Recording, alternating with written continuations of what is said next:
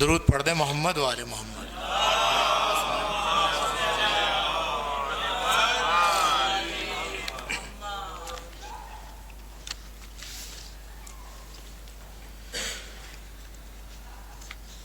بارے دیگر صلوات۔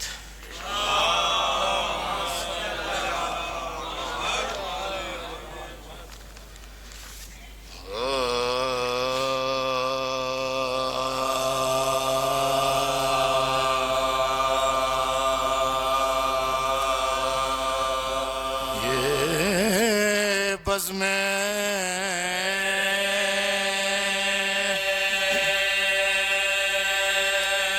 عزائے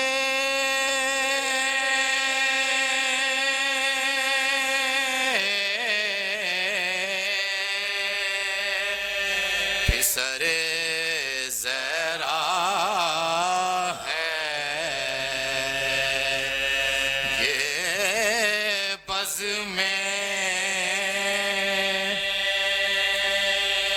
عزائے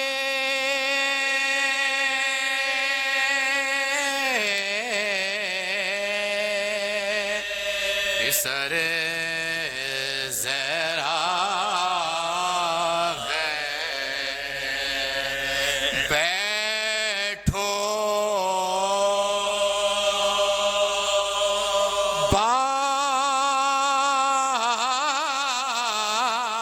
ادب گزر زہرا ہے، بیٹھو رومال میں ہر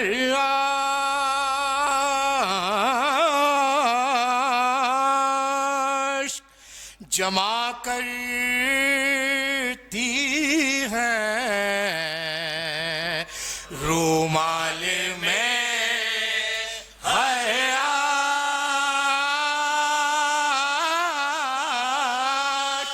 جمع کرتی ہے، ہر چشم کے اوپر نظر زہرا ہے، بزم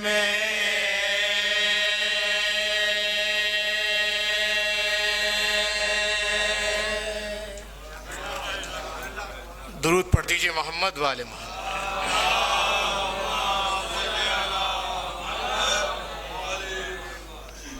اصالِ ثواب کی مجلس ہے، اسی سلسلے کے تحت ایک دو قطعات پیش کر رہا ہوں، ملاحظہ فرمائیں آپ حضرات۔ جو لوگ بہت پیچھے پیچھے بیٹھے ہیں ذرا آگے آگے آ جائیں، تھوڑا تھوڑا آگے آ جائیں۔ راشد بھائی آگے آ جائیے۔ بزرگوں کو نہیں کر رہا ہوں، جوانوں سے بات کر رہا ہوں۔ درود پڑھ دیجئے محمد و آل محمد۔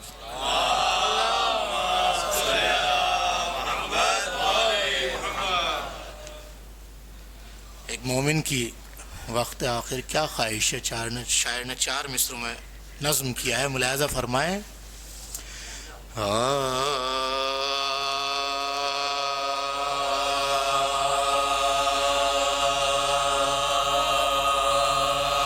یاد آؤں تو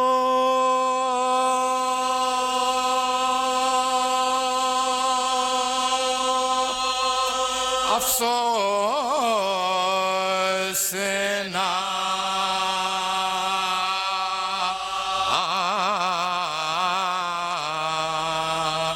اصلاح کرنا، ملاحظہ فرمائیں باری۔ یاد آؤں تو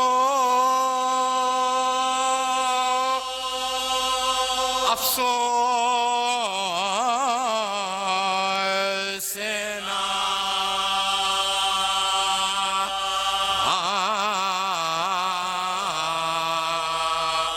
اصلاح کرنا،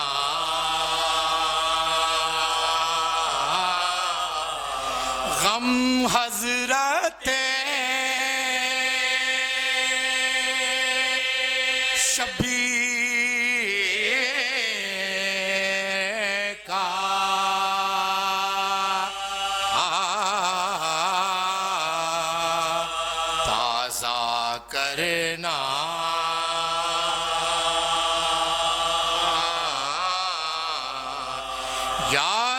ہوں تو رکھ کر کے مجھے قبر میں قبل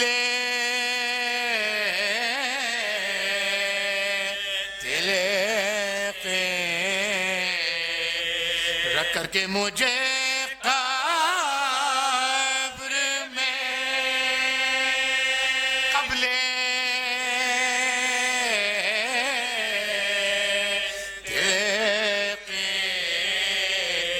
ماتم شہ مظلوم کا برپا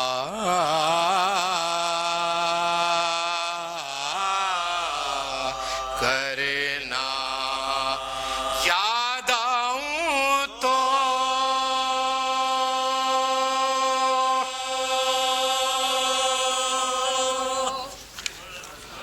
درود پڑھ دیجئے محمد و آل محمد.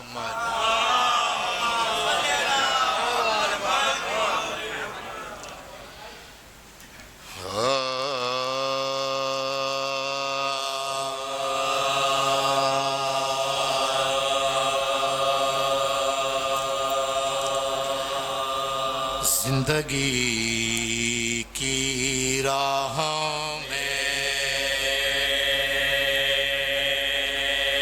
جیسی پڑے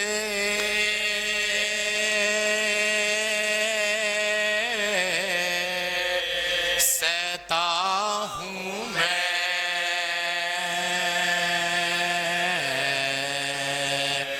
زندگی کی راہ میں جیسی پڑے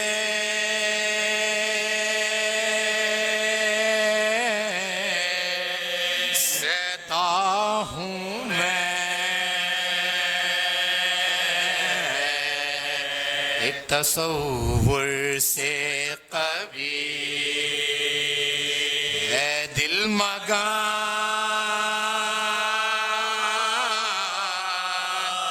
رہتا ہوں میں زندگی کی راہ میں اور کیوں مجھے گھیرے ہوئے رنج و الم کے قافلوں کیوں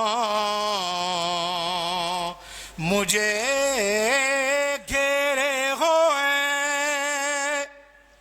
رنج و الم کے قافلوں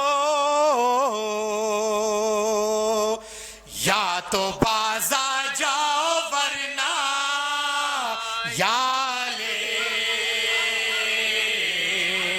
کہتا ہوں میں یا تو باز آ جاؤ ورنہ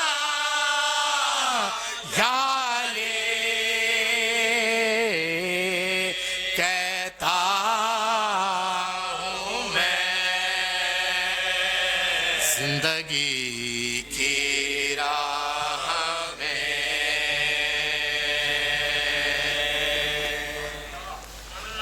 درود پڑھ دیجئے محمد و آل محمد.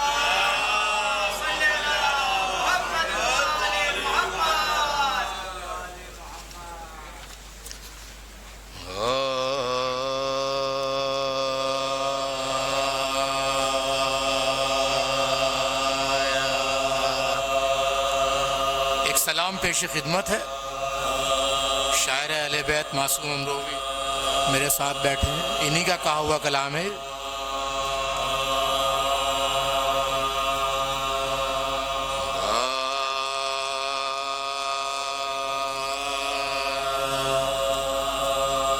جلا رہا ہوں غمِ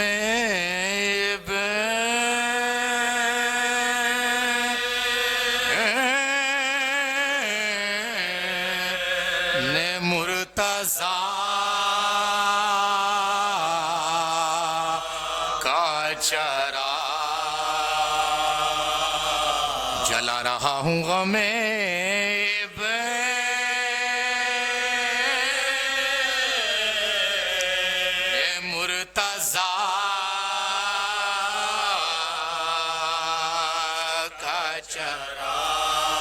عہد میں روشنی دے گا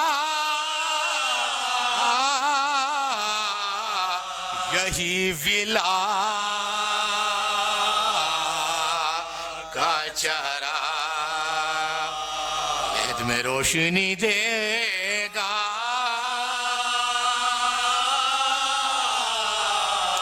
یہی ولا کا چراغ۔ فضا میں گونج رہی ہے صدائے پانی کی، فضا میں گونج رہی ہے صدائے پانی کی، جلایا حضرت عباس نے وفا کا چراغ، جلایا حضرت عباس نے وفا کا چراغ۔ اور شعر ملاحظہ فرمائے حضرات، میری مراد نے پایا قبولیات کا شرف، میری مراد نے پایا قبولیات کا شرف، در حسین پہ رکھا جو التجا کا چراغ، در حسین پہ رکھا، درود پڑھے محمد والے محمد، جو التجا کا چراغ، رہے حیات ہماری ہے اس لیے روشن، رہے حیات ہماری ہے اس لیے روشن، اجالا دیتا ہے پردے سے سیادہ، درود پڑھے محمد والے محمد، کا چراغ، اجالا دیتا ہے پردے سے سیادہ کا چراغ۔ اور یہ شعر بھی خاص طور پہ ملاحظہ فرمائے حضرات، علی کے در سے سخاوت کی روشنی لے کر، علی کے در سے سخاوت کی روشنی لے کر، کلام حق میں روشن ہے حل عطا کا چراغ، کلام حق میں یہ روشن ہے حل عطا کا چراغ۔ علی کے شعر تیرے حوصلے پہ میں قربان، علی کے شعر تیرے حوصلے پہ میں قربان، ہوا کی زد پہ جلائے رکھا وفا کا چراغ، ہوا کی زد پہ جلائے رکھا وفا کا چراغ۔ اس سلسلے کا آخری شعر ملاحظہ فرمائے، دعائے فاطمہ زہرا کے یہ حصار میں ہے، دعائے فاطمہ زہرا کے یہ حصار میں ہے نہ بجھ سکے گا کبھی مفتی ہو عزا کا چراغ نہ بجھ سکے گا کبھی مفتی ہو عزا کا چراغ. اور مقطع ملاحظہ فرما لے. حسین سے معصوم نے ضیا پائی در حسین سے معصوم نے ضیا پائی نظر میں اس کی ہے ہر وقت کربلا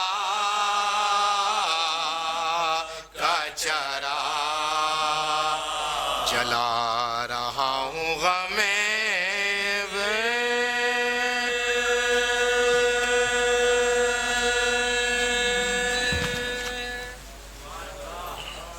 سورہ فاتحہ.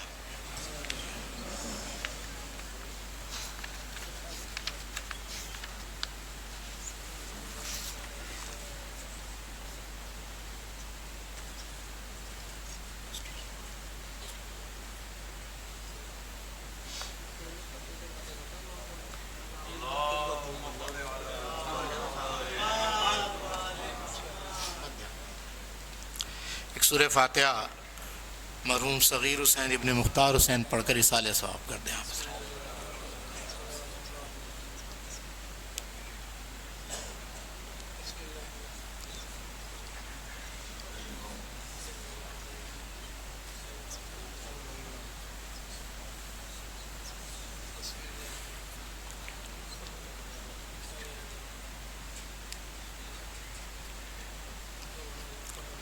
صغیر حسین ابن مختار حسین.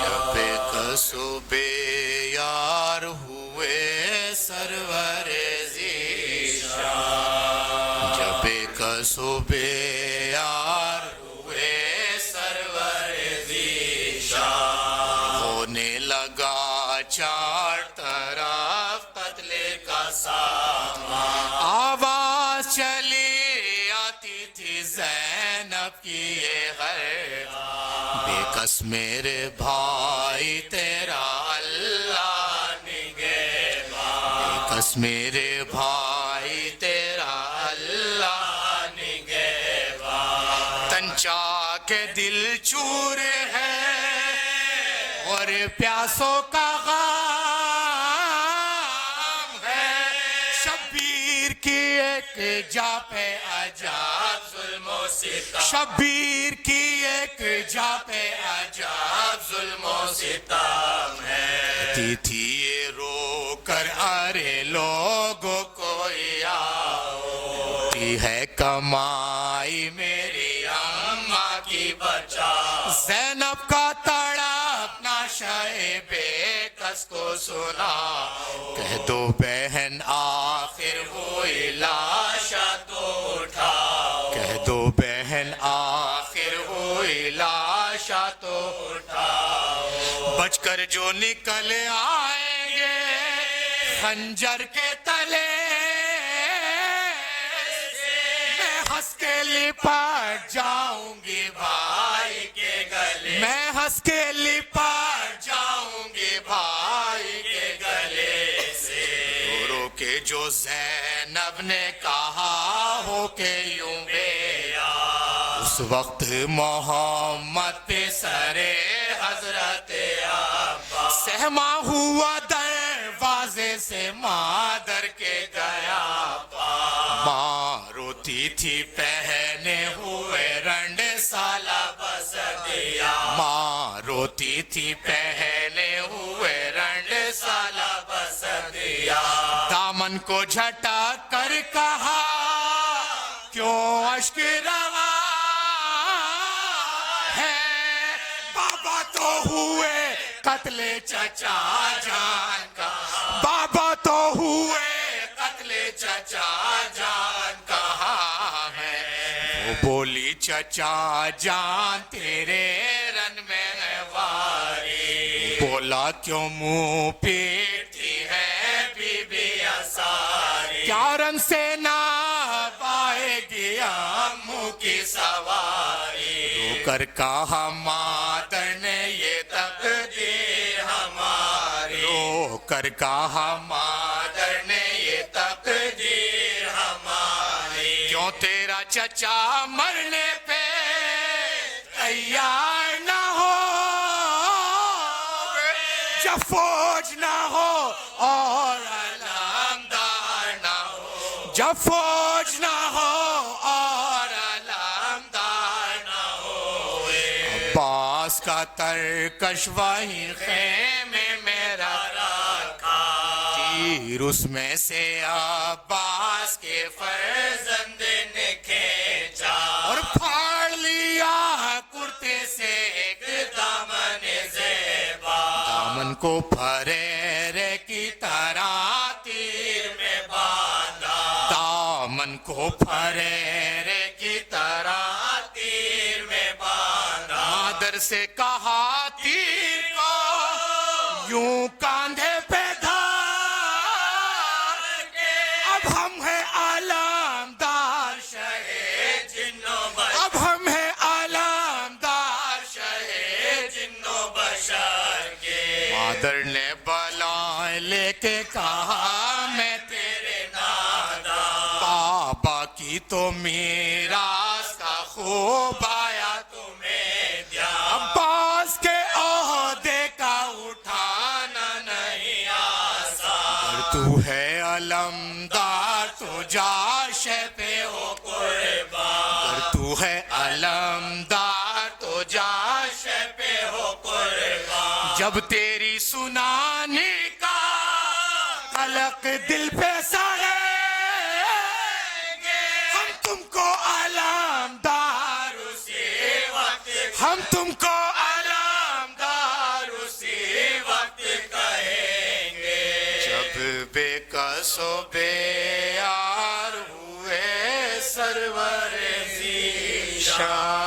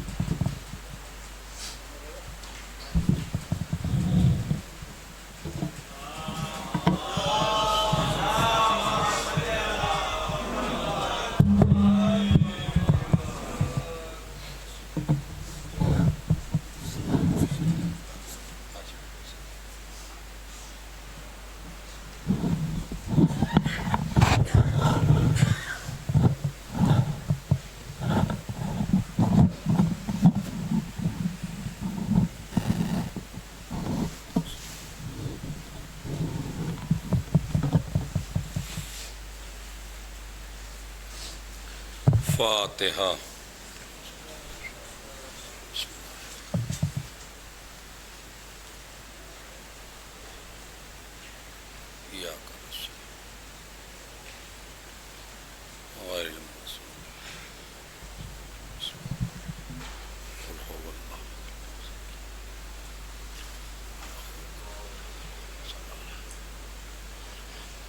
اعوذ باللہ من الشیطان اللعین الرجیم، بسم اللہ الرحمن الرحیم، الحمدللہ رب العالمین، الصلاة والسلام علی اشرف الانبیاء والمرسلین، سیدنا و مولانا ابی القاسم محمد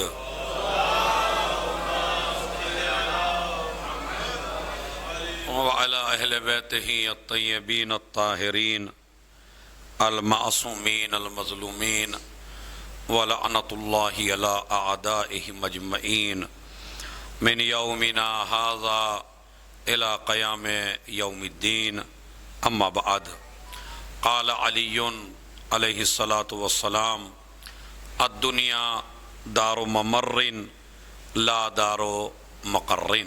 صلوات بھیجیں محمد اور آل محمد۔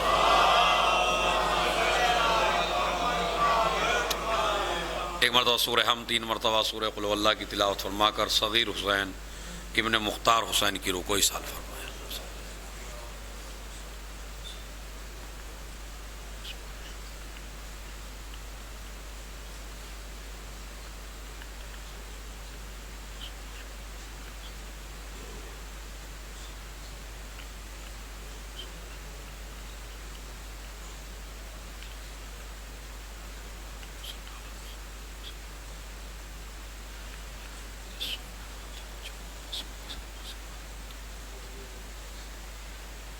تھوڑا تھوڑا اگر آگے کو تشریف لے آئیں آپ،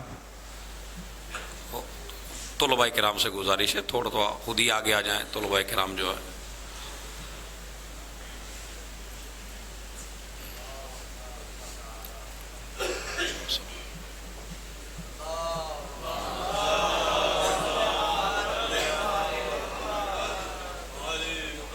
آغا ادھر ہی اللہ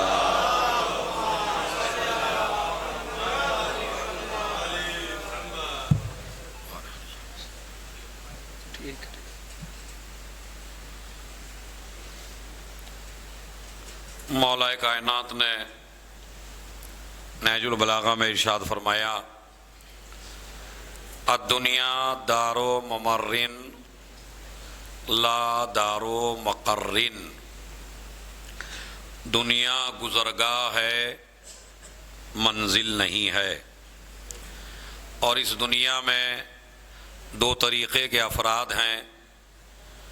کچھ وہ ہیں جو اس دنیا میں اپنے نفس کو آزاد رکھتے ہیں، اور کچھ وہ ہیں جو اس دنیا کی خاطر اپنے نفس کو بیچ دیتے ہیں۔ نفس بیچنا دنیا کو بھی ہے اور نفس بیچنا خدا کو بھی ہے۔ مومن اسے کہتے ہیں جو دنیا کی خاطر نفس نہ بیچے بلکہ اپنے خدا کے ہاتھوں اپنا نفس بیچے۔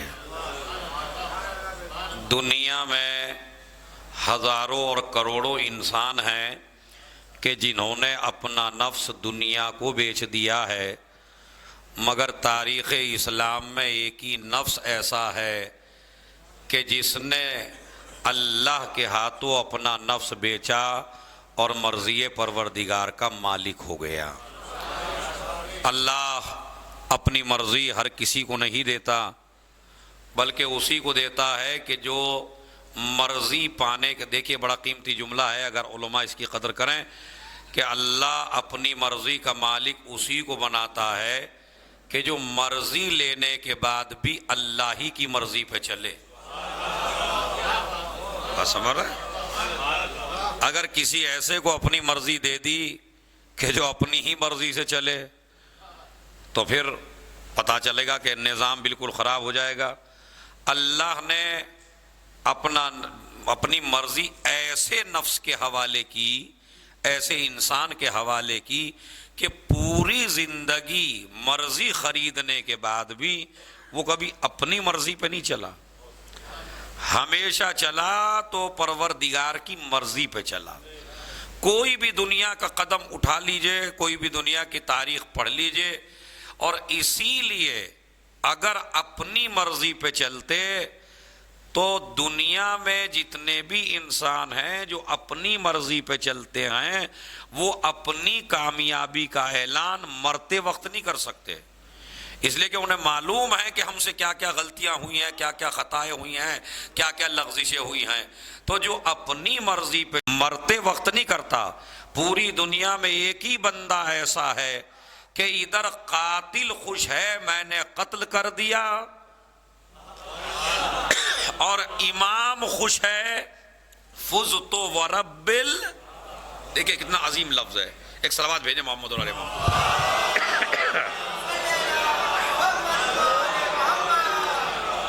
فوز تو وربل رب کعبہ کی قسم علی کامیاب ہو گئے. تو ایسا بشر آپ نے دیکھا کوئی دنیا میں کہ جو مرتے وقت یعنی اب دنیا سے جا رہے ہیں, ہزاروں انسان ہیں جو آپ کو پچھتاتے ہوئے نظر آئیں گے مرتے وقت. اب چونکہ اپنا ماحول ہے تو میں اپنی ایک بات کہہ دیتا ہوں اشارے میں, حالانکہ اب اپنا ماحول کہیں نہیں ہے, چونکہ یہ جو چینل لگے ہوئے یہ اپنا ماحول نہیں رہنے دیتے کہیں بھی, ہمارا تو اپنا تو اب کہیں ہے ہی نہیں. تو لہٰذا اب ان کی وجہ سے مجھے بات دبے دبے الفاظ میں کہنی پڑے گی. آپ بڑے سے بڑے مسلمانوں کے رہبروں کی ہسٹری اٹھا کے دیکھو, جب ان کو پتہ چلنے لگا کہ موت آنے والی ہے تو وہ پچھتا کے مرے. کسی نے کہا میں پیدا ہی نہ ہوا ہوتا, کسی نے کہا میں گھاس ہوتا بکریاں کھا لیتی, کسی نے کہا میں اونٹ کی مینگنی ہو. یعنی عجیب و غریب الفاظ اس طرح کے ہیں کہ آدمی مر رہا ہے. کیوں؟ اس لیے کہ تمہیں ان کی نیکیاں نظر آ رہی ہیں لیکن اس آدمی کو اپنی کوئی بھی نیکی نظر نہیں آ رہی ہے. تو جس کو اپنا دامن نیکیوں سے خالی نظر آتا ہے وہ پچھتا کے مرتا ہے, اور جسے ہر قدم پہ نیکیاں دکھائی دیتی ہیں وہ کامیابی کا اعلان کر کے جاتا ہے. ایک صلوات بھیجیں محمد اور آل محمد.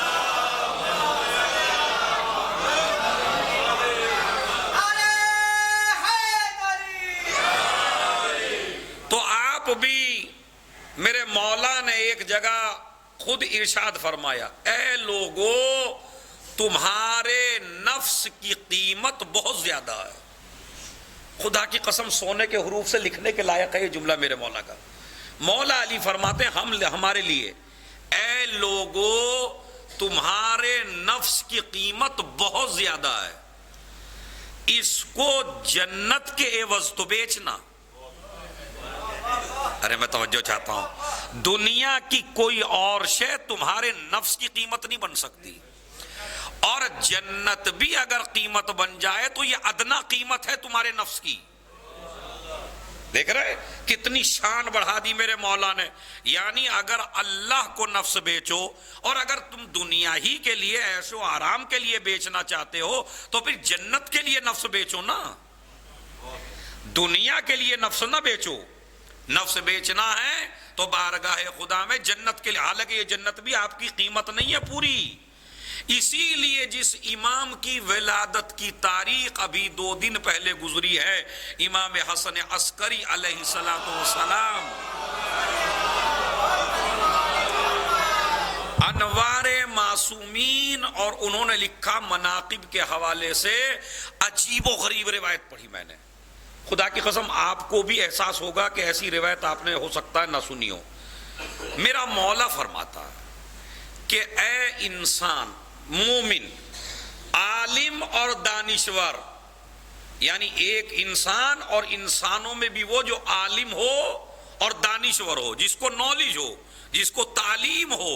جیسے یہ ہمارے اسٹوڈنٹ طلباء کرام بیٹھے ہوئے ہیں اور علماء بیٹھے ہوئے ہیں, تو جو دانشور ہو اور عالم ہو اس کے لیے امام نے فرمایا, 11ویں امام فرماتے ہیں اگر یہ پوری دنیا ایک لقمہ بن جائے, حدیث دیکھیے گا رونگٹے کھڑے ہو جائیں گے, اگر یہ پوری دنیا ایک لقمہ بن جائے اور میں یہ ایک لقمہ مومن کو, دانشور کو, عالم کو, یعنی ایسا مومن جو عالم ہو اسے میں وہ لقمہ کھلا دوں تو میں پوری دنیا دینے کے بعد بھی یہ خوف رکھوں گا کہ ہو سکتا ہے مجھ سے کوئی کوتاہی ہوئی ہو, اس لیے کہ جتنا اس کا حق تھا میں اتنا نہیں دے پایا. میں توجہ چاہتا ہوں, بڑا عجیب و غریب قول ہے. یعنی میں جب سے پرسوں ہی میں نے قول پڑھا جمعے کے دن, یہ کیونکہ مجھے ایک تقریر کرنی تھی چھوٹی سی جمعے کے بعد, تو اس میں امام کے حالات پڑھ رہا تھا, تو ایک حدیث مجھے ایسی ملی جو میں نے بھی کبھی نہیں پڑھی, ممبر سے نہیں پڑھی ہے. تو وہ حدیث سنیے کیا فرماتے ہیں, اگر یہ پوری کائنات ایک لقمہ بن جائے اور وہ لقمہ میں کسی ایک مومن کو اور عالم کو کھلا دوں تو میں خوف کروں گا کہیں کہ مجھ سے کوتاہی تو نہیں ہوئی. یعنی میرے اس پوری دنیا دینے سے بھی مومن کا حق ادا ہونے والا, ایک عالم کا حق ادا ہونے والا یہ ہمارا 11واں امام کہتا ہے یہ مجلس کا ہماری قوم 5000 دے کے سمجھتی ہے کہ میں اس کے باپ کا بھی مالک ہو گیا اور میں اس عالم کی زندگی کا بھی مالک ہو گیا. 10,000 روپے امام جماعت کو دیکھ کے ہر آدمی کے نخرے تو دیکھیے. اما جس کی کوئی اوقات نہیں وہ بیچارہ عالم کے اوپر حکومت کرنا چاہتا ہے. اتنا تو دے رہے اما اتنا تو دے رہے, خود 70,000 کمانے کے بعد مطمئن نہیں ہے. ارے کمال تو دیکھ علم آل محمد کا, تیرے 70 میں وہ برکت نہیں ہے جو 10,000 میں اللہ نے برکت ڈال دی. صلوات بھیجے محمد اور آل محمد پر.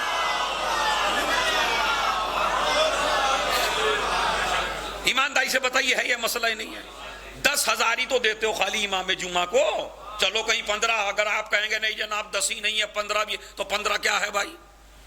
ذرا سی ڈرپ لگا کے لے لیتا ہے ڈاکٹر 5 منٹ میں. اب بچے کے لگی, اب آپ کے لگی, اور جلدی جلدی لگوا کے آ رہا ہے, 15 20 ہزار دے کے آ رہا ہے, اور پھر بھی کوئی وہ نہیں ہے, پھر بھی اسی ڈاکٹر کے تعریف کر رہے ہیں ہر جگہ آ کے.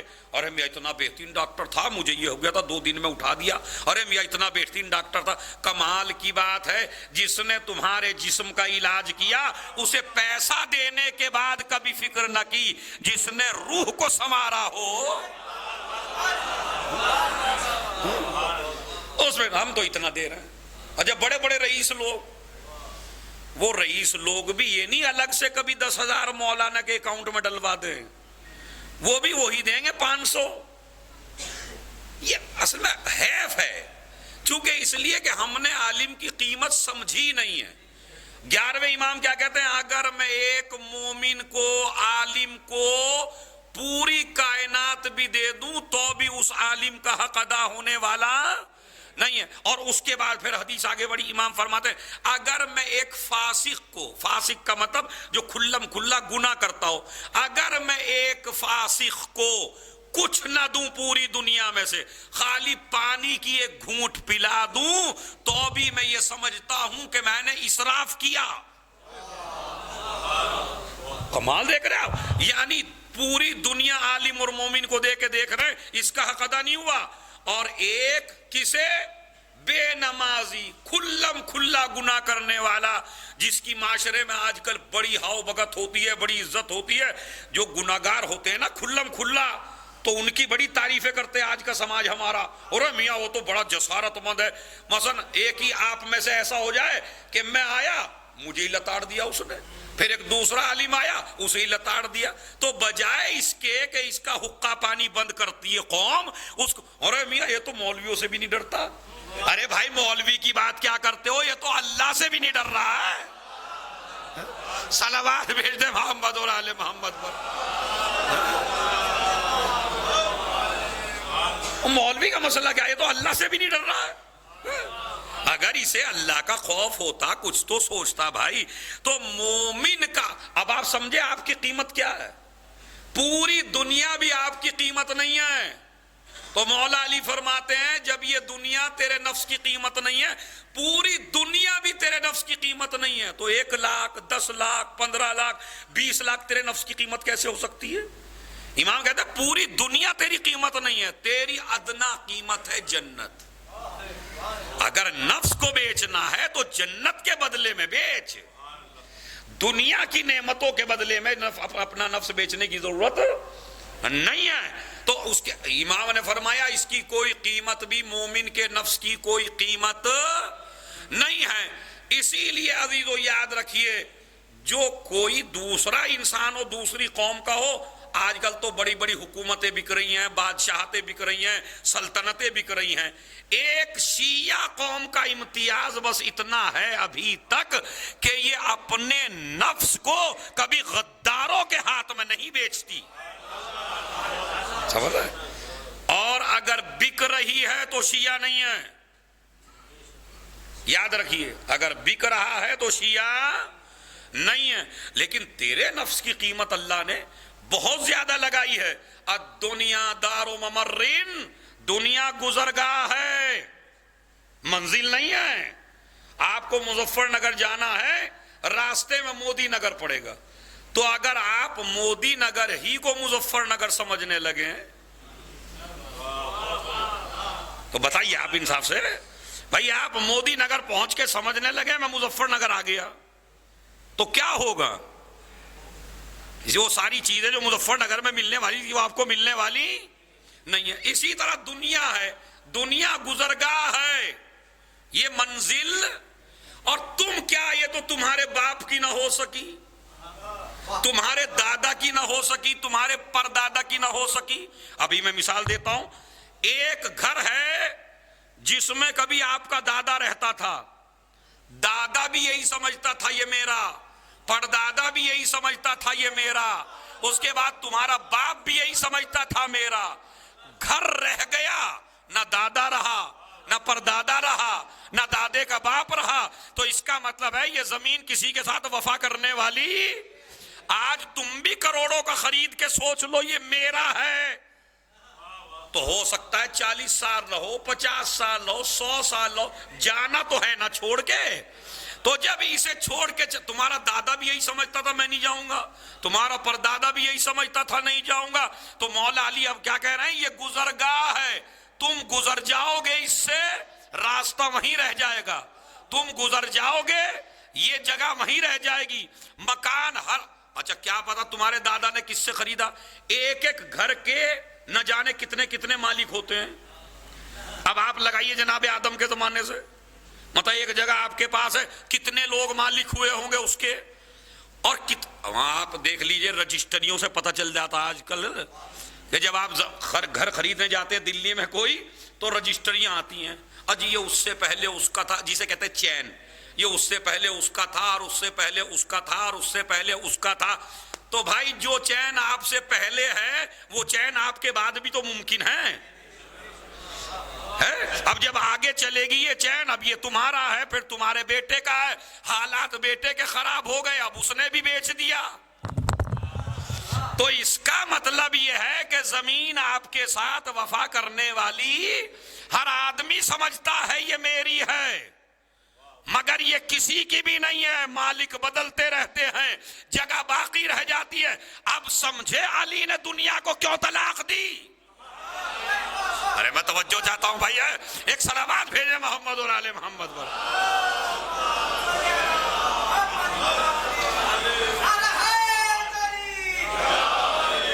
سمجھے دنیا کو کیوں طلاق دی؟ بھائی دنیا جو ہے کہاں کا صیغہ ہے، جو طلباء کرام بیٹھے ہوئے ہیں یہاں پہ، دنیا کہاں کا صیغہ ہے بھائی؟ ارے بھائی اتنا تو طلباء تو بول ہی سکتے ہیں بھائی، صلوات بھیجے محمد اور آل محمد پر۔ ارے بھائی دنا، ادنا، دنیا، اس میں تفضیل کے جب صیغے آپ پڑھیں گے تو اس میں تفضیل کا جو مؤنث کا صیغہ ہے وہ دنیا ہے۔ دنیا یعنی پست ترین عورت، نیچ ترین عورت، پست ترین عورت کا نام ہے دنیا۔ علی کا معنی کیا ہے؟ اعلیٰ ترین مرد۔ اب بھی آپ کی سمجھ میں نہیں آیا علی نے طلاق کیوں دے دی؟ بس لفظوں سے فائدہ اٹھا لیجئے۔ علی کے معنی ہے اعلیٰ ترین مرد، دنیا کے معنی ہے پست ترین عورت۔ جو اعلیٰ ظرف ہوتے ہیں وہ پست عورت کو منہ نہیں لگاتے۔ بس یہ ادبی نکتہ ہے، تو اس لیے میرے مولا نے طلاق دے دی۔ ایک طرف تو میرے مولا کا قول، ایک طرف دنیا کے بارے میں معاویہ کا قول سنیے، وہ کہتا ہے عقد الفرید میں، الدنیا امی وانا ابنہا، دنیا میری ماں ہے اور میں اس دنیا کا بیٹا ہوں۔ اب سمجھے معاویہ کو علی سے دشمنی کیوں تھی؟ ارے بھائی میں توجہ چاہتا ہوں۔ دنیا امی وانا ابنہا، دنیا میری ماں ہے، میں دنیا کا بیٹا ہوں۔ تو ایک مرتبہ میرے مولا نے دنیا کو طلاق دے کے کہا، غری غیری قد طلقتک ثلاثا لا رجعت فیہا، میں نے تجھے 3 مرتبہ طلاق دے دی اور اب علی رجوع کرنے والا نہیں ہے۔ اما جس کی ماں کو طلاق دے دی ہو، بیٹا دشمن نہ بنے تو کیا کر؟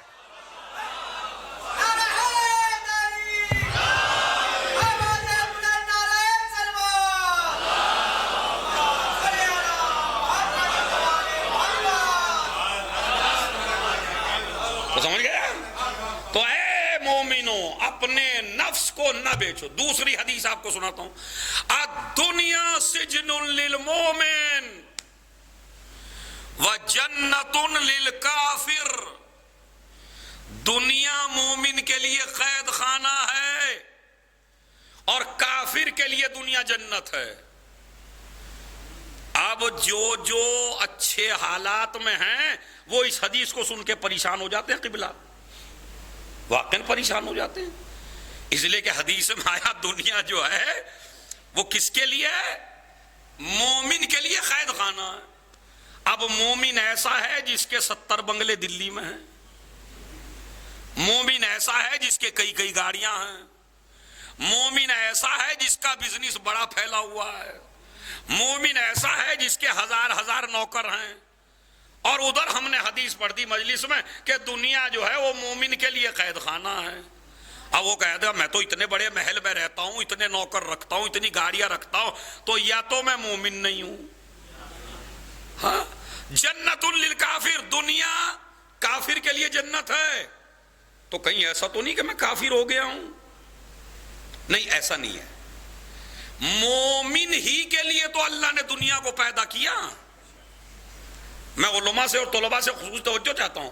کبھی کبھی آپ کے پاس بھی، چونکہ ہم مارکیٹ میں ہیں اس وقت، تو ہم سے سوال ہوتے ہیں. جب آپ مارکیٹ میں جائیں گے انشاءاللہ ہم سے زیادہ مضبوط ہو کے جائیے گا.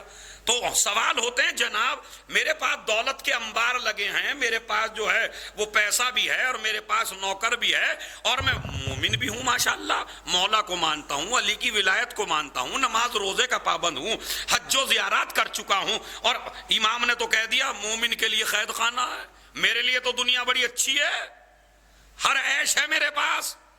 ادھر کافر کے لیے جنت ہے. کچھ کافر ایسے ہیں جن پہ ایک وقت کا ٹکڑا بھی نہیں ہے، ایک وقت کی روٹی نہیں ہے. بھائی جا کے دیکھیے، آپ ذرا گاڑیوں سے سفر کریے تو آپ کو پتہ چل جائے گا ایسے ایسے کافر موجود ہیں.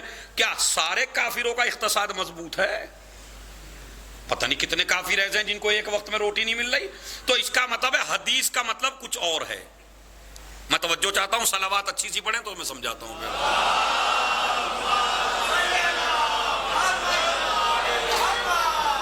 دیکھیے، مالدار ہونا اسلام میں عیب نہیں ہے.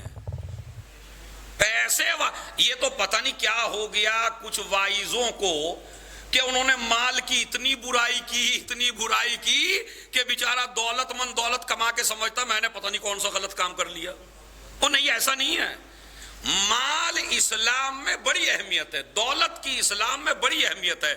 اس لیے کہ اسلام کہتا ہے خوب کماؤ، خوب کماؤ، خوب کماؤ، اتنا کماؤ کہ دنیا تمہاری فقیر ہو،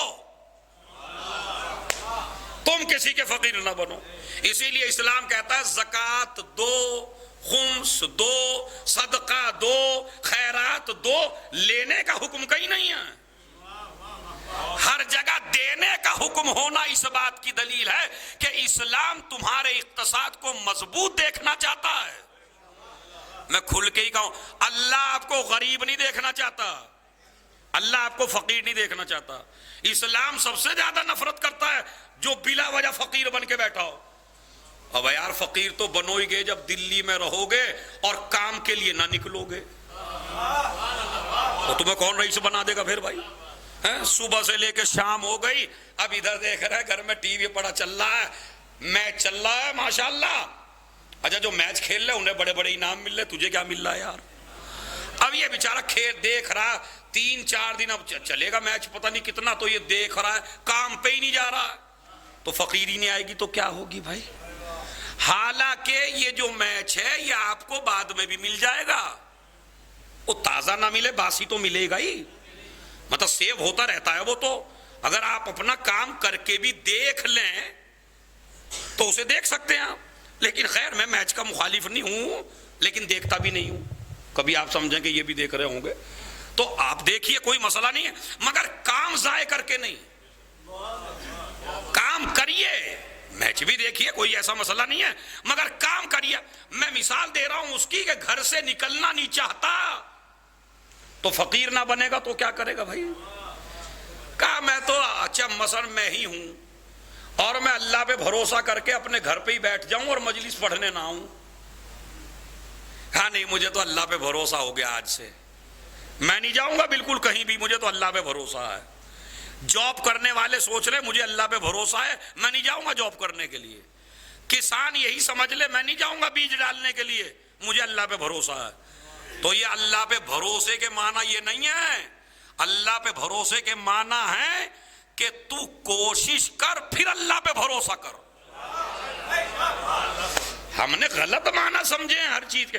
تو رسول اللہ کی خدمت میں ایک گھوڑا سوار آیا نماز پڑھنے کے لیے مسجد نبوی، اور نماز پڑھنے کے لیے آیا، رسول نے پوچھا کاہے سے آئے؟ کہا گھوڑے سے۔ کہا گھوڑا کہاں ہے؟ کہا جی میں نے تو اللہ پہ توکل کر کے اسے ایسے ہی چھوڑ دیا۔ اب دیکھیں نبی تو نبی ہے نا، اب نبی نے اسے توکل کے معنی بتایا۔ کہا بیٹے توکل کے معنی یہ نہیں ہے جو تو غلط سمجھ رہا ہے۔ کہا اللہ پہ بھروسہ کر کے چھوڑ دیا۔ نبی نے کہا چور بھی چوری کرنے اللہ کے بھروسے بھی آیا ہے۔ کہا تو پھر کیا مطلب؟ کہا مطلب یہ ہے پہلے اپنی پوری کوشش کر کے اسے باندھ کے آ، پھر اللہ پہ توکل کر۔ یہ ہے توکل کے معنی۔ تو اپنی جاب پہ اپنے کام کر، پھر اللہ پہ توکل کر۔ کسان کو چاہیے ایک دانہ اللہ پہ توکل کر کے ڈالے، اگر 70 خدا نہ پلٹا دے تو بغیر کوشش کے توکل کے کوئی معنی نہیں ہے۔ اسی طرح جب دولت، ارے بھائی دولت تو بری چیز ہے، کیوں بری چیز ہے؟ اگر دولت نہ ہوتے تو تم ہوتے؟ آج مسلمان ہوتا اگر دولت نہ ہوتی؟ بتائیے مجھے، سوچ کے میں نے اشارہ کر دیا، جس کی سمجھ میں آ گیا ہے۔ اسلام بھی دولت سے پھیلا ہے ابتدا میں، چلو ٹھیک ہے کسی کی نہیں پھیلا، خدیجہ کی دولت کا انکار کر سکتے ہیں آپ؟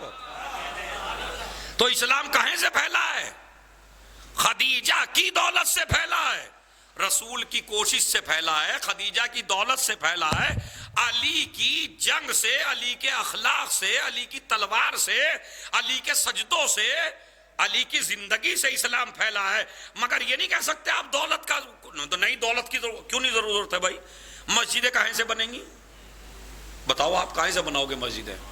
اپنے گاؤں میں امام باڑہ بناؤ گے روٹیوں سے؟ وہ کہیں سے بناؤ گے؟ سوچ کے بتاؤ نا۔ مسجد بنے گی تو پیسے سے، امام باڑہ بنے گا تو پیسے سے، حج پہ جاؤ گے تو پیسے سے، زیارتوں پہ جاؤ گے تو پیسے سے، تو پیسے کے بغیر تو کچھ بھی نہیں ہے۔ تو اس کا مطلب یہ ہے، اسی لیے میرا مولا اگر چاہتا اپنی پوری زندگی معجزے سے گزار کے چلا جاتا، ایک ٹھوکر مارتا پورا رزق قیامت تک کا آ جاتا، ایک ٹھوکر مارتا دنیا کا پیسہ ہی پیسہ علی کے پاس آ جاتا، مگر اس کے باوجود یہودی کے باغ میں پانی دینا، اس کا مطلب یہ ہے کہ بھیک مانگنا عیب ہے، کام کرنا ہے۔ صلوات بھیجے محمد اور آل محمد پر۔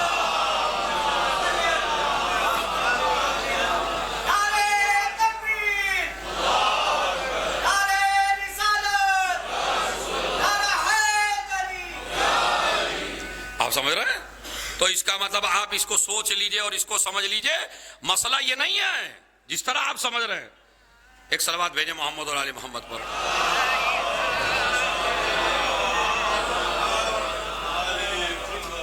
ایک صلوات اور پڑھیں محمد اور آل محمد۔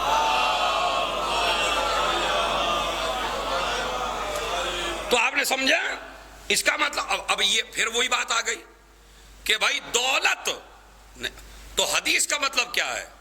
الدنیا سجن للمومن، دنیا مومن کے لیے قید خانہ ہے۔ اگر یہ حدیث کا مطلب چھٹے امام سے آ کے راوی نہ پوچھتا تو ہم حدیث کا مطلب الٹا سمجھتے۔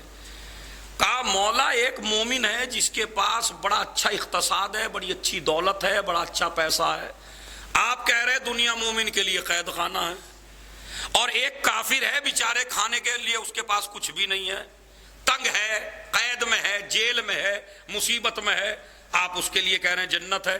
کہا بالکل کہہ رہا ہوں۔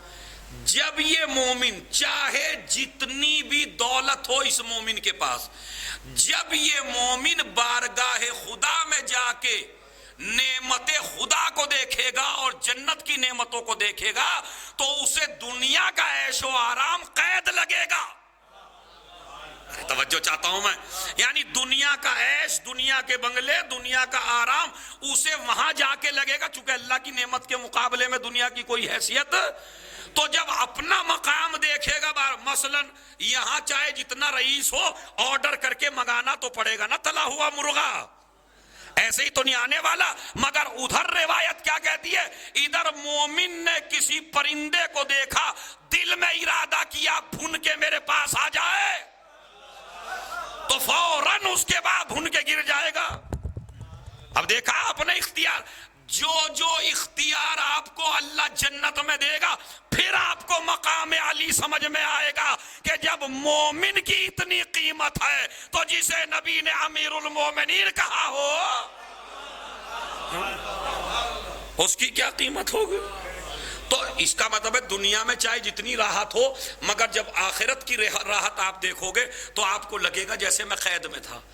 اور اب سنو، یہ کافر جو قید میں ہے، جب یہ جہنم کے عذاب کو دیکھے گا تو وہ دنیا کے عذاب کو تصور کرے گا وہ تو جنت میں تھا میں.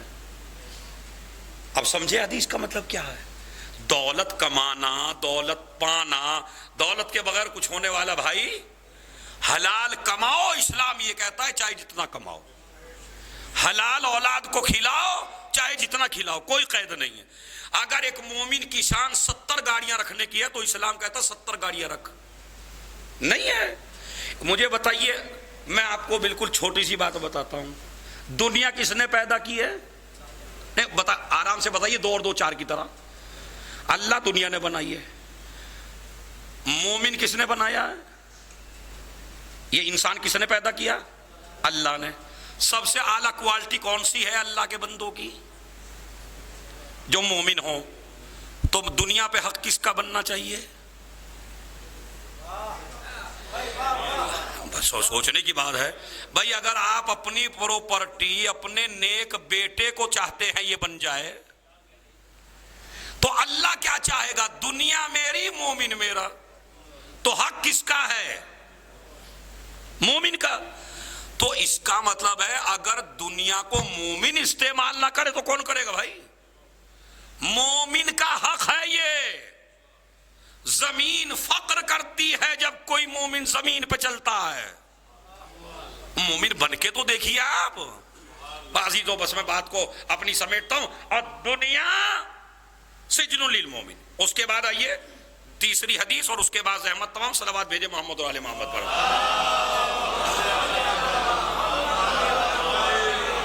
حدیث سنیے، یہ بھی حدیث ہے. الدنیا مزرعۃ الاخرہ. دنیا آخرت کی کھیتی ہے. اب ماشاءاللہ یہاں تو جتنے بھی ہیں اکثر مجھے بڑھانے کے نظر آ رہے ہیں، تو یہ بڑھانے والے نہ سمجھیں گے تو کون سمجھے گا پھر بھائی؟ یا بڑھانے والے برا نہ مانے تو جتنے بھی اپنے یو پی کے ہیں، اور یو پی کا بھی لفظ چھوڑ دیے، جتنے اپنے کسان ہیں یا کھیتیوں سے تعلق رکھتے ہیں ان کی بات جلدی سمجھ میں آئے گی. ہو سکتا ہے پڑھے لکھے کی نہ آئے، مگر جو کھیت سے ذرہ برابر بھی وابستہ ہے اس کے حدیث سمجھ میں آئے گی. الدنیا مزرعۃ الاخرہ. دنیا آخرت کی کھیتی ہے. کھیتی کا مطلب کیا ہے سمجھتے ہیں آپ؟ کھیتی کا، دنیا کھیتی ہے کس کی؟ آخرت کی. اب اس کا مطلب ہے دنیا اور آخرت وابستہ ہے ایک دوسرے سے، الگ الگ نہیں ہے. دنیا آخرت کی کھیتی ہے، یعنی سمجھ لیے دنیا زمین ہے آخرت کی. تو جب یہ دنیا زمین ہے تو اس میں کیا ہونا چاہیے؟ کبھی آپ مجھے سوچ کے بتائیے، آج کل منجی کا موسم چل رہا ہے، آپ نے کبھی گیہوں بو کے منجی کاٹی؟ اتنے بھولے تو نہیں ہیں آپ کہ بوئی ہو اناج اور کہنے لگے میرا موڈ ہے منجی کاٹنے کا. ایکھ بویا ہو آپ نے، چاول کاٹ لیں گے؟ نہیں. مطلب کیا ہے؟ منجی بو گے تو منجی کاٹو گے، گیہوں بو گے تو گیہوں کاٹو گے. دنیا آخرت کی کھیتی ہے، بیج یہیں پہ بونا ہے، اور بیج یہیں پہ بونا ہے. وہاں کوئی زمین نہیں ہے، نہ وہاں گدے ہیں، نہ وہاں ریشمی گدا ہے، نہ وہاں کمبل ہے، نہ وہاں لحاف ہے. جنت میں آپ کو کچھ نہیں ملنے والا، اور آخرت میں سارا سامان آپ کو بھیجنا یہیں سے پڑے گا. سمجھ رہے آپ؟ لیکن بھائی بونا یہیں پہ ہے. اسی لیے میرے مولا نے میں کہتا ہوں نہج البلاغہ ضرور پڑھا کرو. میرا مولا پتہ کیا کہتا ہے؟ مولا فرماتے ہیں کہ الیوم عملون ولا حسابا وغدن حسابون ولا عملا. آج عمل کرنے کا دن ہے، کل حساب کا دن ہے. آج حساب نہیں ہے، عمل ہے. کل حساب ہوگا، عمل کی مہلت ملنے والی نہیں ہے. تو دنیا آخرت کی کھیتی ہے. جو بھی تمہیں فصل وہاں کاٹنی ہو وہ یہاں پہ بو دو. تقوی کی فصل کاٹنی ہو تو تقوی بو دو، ایمان کی فصل کاٹنی ہو تو ایمان بو دو، زہد کی فصل کاٹنی ہو تو زہد بو دو، ولایت علی کی فصل کاٹنی ہو تو غدیر مانو. اس کا مطلب ہے جو بھی آپ کو وہاں کچھ نہیں ہے، سارا آپ کو یہیں سے بھیجنا. میں دلیل کے طور پہ واقعہ سنا ہوا ہے آپ کا، دلیل دیتا ہوں خالی. بہلول نے، دیکھیں میں اشارہ کرتا ہوں آپ کو خود ہی آ جائے گا ذہن میں، اور میں اس طرح کا خطیب نہیں ہوں کہ جو چیز پتہ آپ کو اسی میں گھنٹوں لگا دوں. نہیں، 1 منٹ میں پڑھ دوں گا واقعہ آپ کے ذہن میں. بہلول نے گھر بیچا زبیدہ کو. کہاں بیچا؟ دنیا میں. ملا کہاں جا کے؟ جنت میں. دوسرے دن اس نے بھی خواب دیکھ لیا، بادشاہ صاحب نے. وہ بھی آئے، کہنے لگے بھائی ایک گھر ہمیں بھی دے دو. قیمت کتنی ہے؟ کہا جتنی تمہاری حکومت. یار کل تو تم نے 1000 میں دے دیا تھا، آج اتنا؟ کہا میاں دیکھ کے ایمان لانا الگ ہے، غیب پہ ایمان لانا الگ ہے. کا مطلب واقعہ تو چونکہ میں بھی ایک طالب علم ہوں تو طالب علم کا کام ہے ریسرچ کرنے کا. اب یار خواب اس نے دیکھا، اسے کیسے پتا ہے؟ کبھی سوچا آپ نے؟ بہلول نے خواب تھوڑا ہی دیکھا ہے، خواب دیکھا ہے بادشاہ نے، مگر کیا کہتا؟ دیکھ کے ایمان لانا الگ ہے، غیب پہ ایمان لانا الگ ہے. تو جو خریدنے آیا ہے نا، بیوی کا محل دیکھ کے خریدنے آیا ہے. اب سمجھے آپ؟ اما جس کے غلاموں کا اتنا علم ہو، اس کے آقا کی نالج کتنی ہوگی. اس کے بعد میں آپ کو بات کو تمام کر دیتا ہوں. جب نالج کی بات آ گئی تو 11ویں امام کا مسئلہ میں آپ کی خدمت میں پیش کر دیتا ہوں. ایک نے کہا، بس انشاءاللہ 12:30 سے پہلے مجلس تمام ہو جائے گی. 15 منٹ ہیں، اسی میں مصائب، اسی میں فضائل. صلوات بآواز بلند پڑھے محمد. سنیے، غور سے سنیے آپ. تو مسئلہ اس امام علیہ السلام کے جب فضائل پڑھے چاہنے والے نے تو کہنے لگا میں تو نہیں مانتا. ایک ناسبی تھا، میں تو نہیں مانتا انہیں امام. اس نے کہا کہ لیکن میرا امام ہر چیز سے واقف ہے، اور دیکھ ہم ہر اپنی پریشانیوں کا تذکرہ کرتے ہیں. کہنے لگا ٹھیک ہے میں امام مان لوں گا اگر ایک چیز کا وہ جواب دے دیں. کہا کیا؟ کہا امام کو خط لکھوں گا لیکن بغیر روشنائی کے، یعنی کاغذ بالکل سادہ رہے گا، صرف کاغذ قلم پھیروں گا ایسے ہی، کاغذ پہ نشان نہیں آئے گا بالکل بھی. اور اس نے لپیٹ وپیٹ کے 15-20 خطوں میں اس کا خط بھی رکھ دیا چاہنے والے نے. اب جو امام نے جواب دینا شروع کیا تو یہ تو اسی کے ذہن میں ہے نا اس نے کیا لکھا. اب جو امام نے جواب دیا تو جو اس کی تحریر اس کے ذہن میں تھی، امام نے اسی حساب سے جواب دیا، اور اس کے بعد کہا تیرا نام فلاں ہے اور تو فلاں کا بیٹا ہے.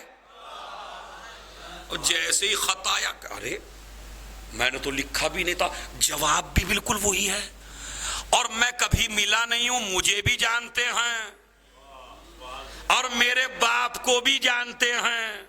جا کے قدموں میں گرا اور امامت کو قبول کر لیا. میں کہتا ہوں فقر کی بات ہے تیرے لیے کہ امام نے تیرا بھی نام بتایا, تیرے باپ کا بھی بتایا, اس لیے کہ یہ تیرے حلالی ہونے کا ثبوت تھا. سمجھ رہے؟ ورنہ آپ خدا سے ڈریں اس وقت کے لیے کہ آپ ہوں اور آپ کا باپ نہ ہو. مر کے بھی باپ کا نام بڑا قیمتی ہے. مثلا جیسے صغیر حسین ابن مختار حسین مر گئے ہوں گے نا, یا زندہ ہیں بھائی, کبھی مجھ سے غلطی ہو رہی ہو, مر گئے تو مختار حسین. اب یہ زندگی بھر یہی چلے گا, صغیر حسین ابن مختار حسین, صغیر حسین, ساری اولاد کے ساتھ چلے گا. اور جب بھی چلے گا بڑی عزت کی نظروں سے چلے گا. اور اگر اتفاق سے اسی کے مقابلے میں آپ کسی ایسے کی فاتحہ پڑھوا نہیں پڑھیں کہ ابا کا نام ہی نہ ملے کہیں, فاتحہ پڑھو گے آپ؟ ایمانداری سے بتائیں, فاتحہ پڑھو گے؟ پتا ہے آپ کو کہ حرامی تھے, پاپا نہیں تھے ان کے, تو جس کے پاپا نہ ہو اس کی فاتحہ پڑھو گے؟ اور پڑھو گے بھی تو جائے گی نہیں ہے. اب سمجھے وہ جو آج کا نالائق جوان کہتا ہے مجھے باپ نے دیا ہی کیا ہے, فاتحہ کے لائق بھی بنایا تو باپ کے نام نے بنایا. صلوات بھیج دے محمد اور آل محمد.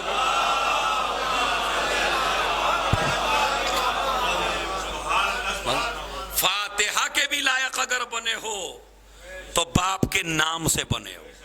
تو لہذا یہ اسی لیے ہمارے امام علیہ الصلوۃ والسلام کی خدمت میں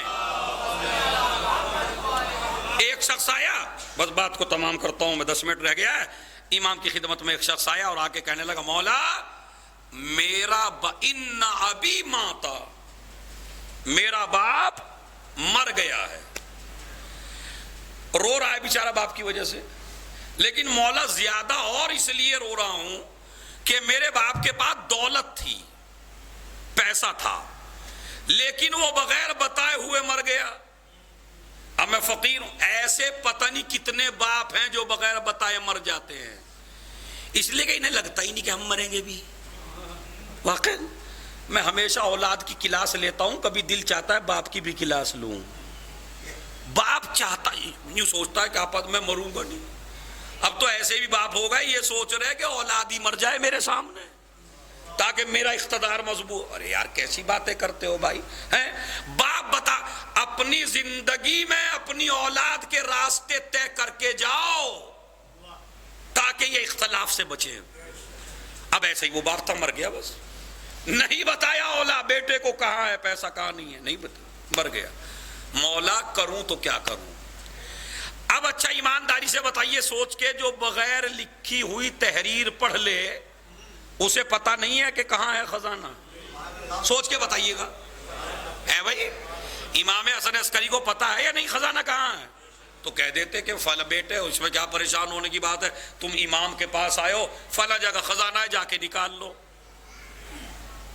کر سکتے تھے, نہیں کر سکتے. امام نے ایسا نہیں کیا. امام نے کہا جاؤ نماز عشاء کے بعد 100 دفعہ صلوات پڑھو اور صلوات کے ذریعے دعا کرو, انشاءاللہ اللہ تمہاری مشکل آسان کرے گا. وہ گیا, نماز عشاء پڑھی, نماز عشاء کے بعد 100 دفعہ صلوات پڑھی, اہل بیت کے صدقے سے دعا کی. باپ خواب میں آیا, جگہ بتا کے چلا گیا کہ بیٹا فلاں فلاں جگہ رکھا ہوا ہے آپ کا مال.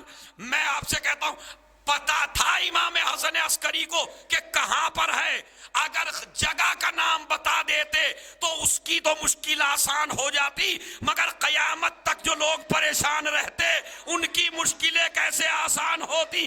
جگہ نہیں بتائی, عمل بتایا, تاکہ یہ عمل اگر کوئی اور بھی پریشانی میں ہو تو اس کے بھی کام آ سکے. بس عزیزو, میرے برادر محترم نے, بھائی انجم نے بڑا اچھا مرثیہ پڑھا. میرا بھی دل چاہتا ہے جہاں سے انہوں نے مرثیہ پڑھا, اور رونا نہ رونا تو آپ کا کام ہے, لیکن اچھا مرثیہ تھا جس پہ آپ نے گریا ماشاءاللہ بہت اچھا نہیں کیا, کیسا بھی نہیں کیا. ہم اور آپ چپ ہی رہ گئے, لیکن مرثیہ بہت اچھا تھا. تو آج کل یہ ہو بھی گیا کثرت مجالس کی وجہ سے ہمارا تصور نہیں بن پاتا کربلا کی طرف، لیکن آج کے زمانے میں تو آپ کا تصور زیادہ بننا چاہیے۔ فلسطین کے حالات آپ دیکھ رہے ہیں، چھوٹے چھوٹے بچے کس طرح مارے جا رہے ہیں، بے جرم و خطا، مائیں تڑپ رہی ہیں، بچے ماؤں کے سامنے مارے جا رہے ہیں۔ اگر کربلا کا واقعہ نہ ہو تو کسی ماں کو صبر نہ آئے۔ خدا کی قسم ان کو بھی جو نہیں بھی کربلا کو مانتے تھے ان کو بھی اگر صبر آتا ہے تو واقع کربلا سے آتا ہے۔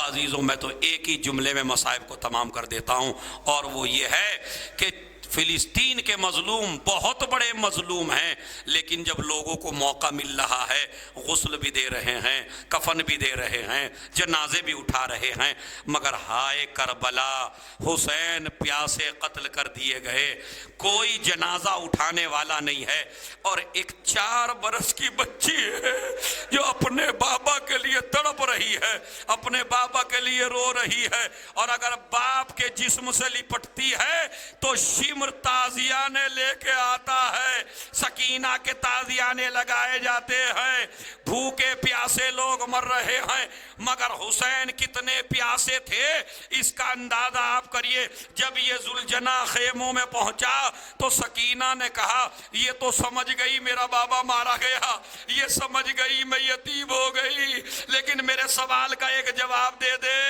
ارے ذوالجناح سے کہا اے ذوالجناح اتنا بتا دے، حل سوقیہ ابی ام قتلا تشانا، اتنا بتا دے کیا مرنے سے پہلے میرے بابا کو 2 قطرے پانی مل گیا تھا؟ ارے ذوالجناح نے آواز دی اے سکینہ تیرا بابا پیاسا مارا گیا۔ ابھی زینب یہ منظر دیکھ رہی تھی، سیاہ آندیاں چلنے لگی، فرات کا پانی نیزہ اچھلنے لگا، زینب گھبرا کے سجاد کے خیمے میں پہنچی، ارے میرے لال، ارے میرے شیر اب تو اٹھ جا، ارے دیکھ یہ آندیاں کیسی چل رہی ہے، اے پھوپھی اماں ارے ذرا خیمے کا پردہ ہٹاؤ۔ اب جو زینب نے خیمے کا پردہ ہٹایا، اللہ یہ منظر کسی بیٹے کو نہ دکھائے، کیا دیکھا؟ نوکے نیزہ پر حسین کا کٹا ہوا سر، السلام علیکہ یا ابا عبداللہ، اے پھوپھی اماں ارے میرا بابا مارا گیا، اے پھوپھی اماں ارے میں یتیم ہو گیا۔